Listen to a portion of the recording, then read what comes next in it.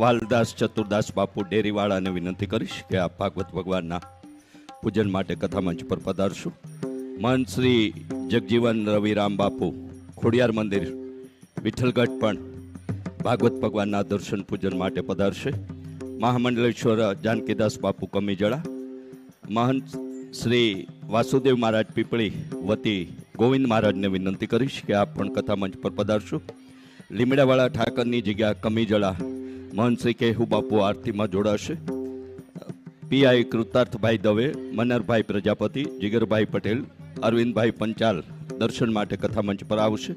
મજબ નહીં સિખાતા આપસ મેં બેર રખના કમરુદ્દીનભાઈ વલીભાઈ સુદાણીને પણ ભાગવત દર્શન માટે કથા મંચ પર પધારવા વિનંતી કરું અને વિનંતી કરીશ વજુભાઈ સભાડ પરિવારના પરિવારજનોને કે સૌ આરતીમાં જોડાશે.